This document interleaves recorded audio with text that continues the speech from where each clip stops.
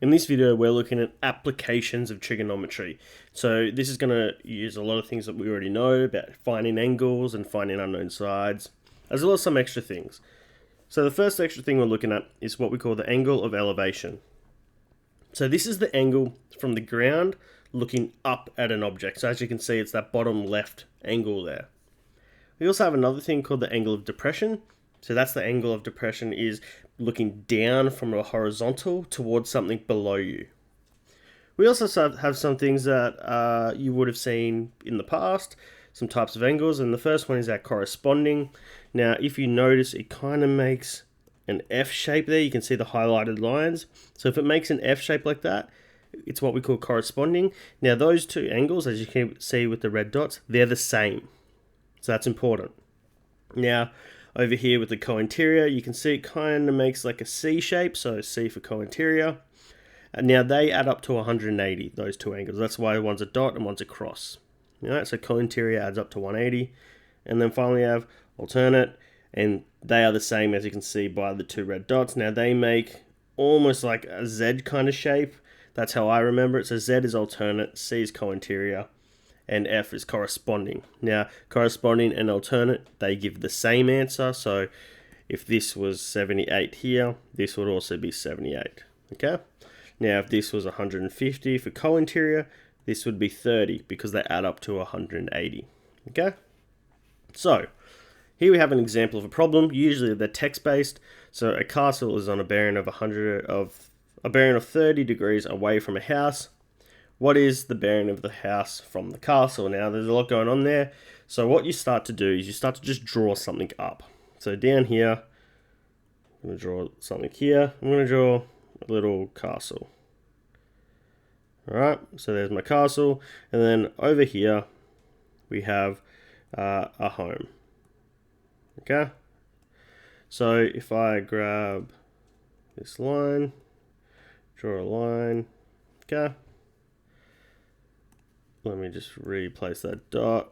There we go. So now we have this bearing. So if I went from a north here, okay, so that's my north line.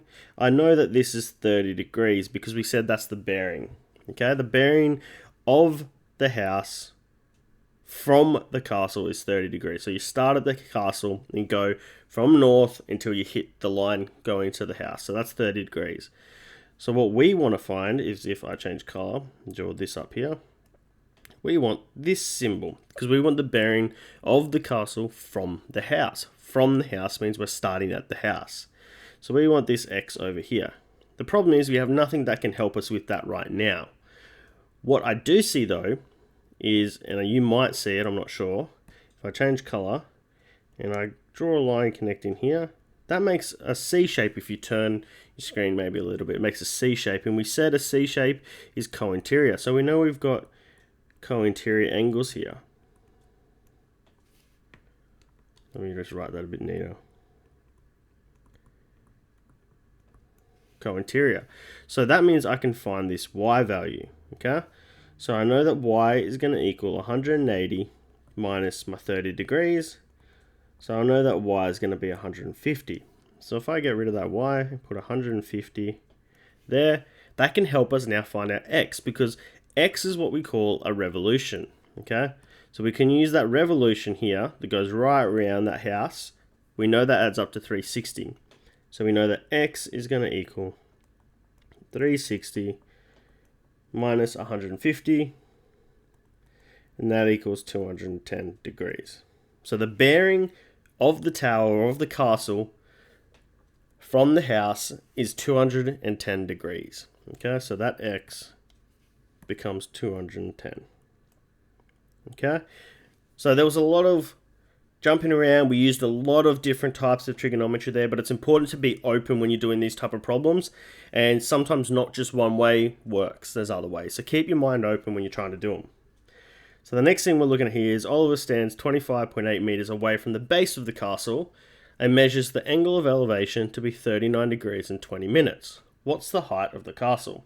Okay, so again, we can draw a shape. There we go. I'll draw it in a bit of a straight. That'll do. Okay, so over here we have our castle. There, big door. And we have Oliver over here. Now he's standing 25.8 meters away. And he said that the angle of elevation, which is from the bottom looking up at the top, here was 39.20. Okay, so we want to find the height, so we're trying to find this side over here. Now this is a basic trigonometry question. We've drawn out and put all our information together now. What we need to do is label the sides. So we have our opposite over here, and we have our adjacent here. So again, this goes back to when we're using car toa. We have O and A, so I know we're looking at tan here. So we know that tan theta equals opposite over adjacent. So if I substitute in our values, tan 39.20 equals x over 25.8. We multiply the 25.8 up. That cancels out. So x is going to equal 25.8 tan 39 degrees in 20 minutes. Put that in the calculator and you get 21.1 meters. So the castle's 21.1 meters tall.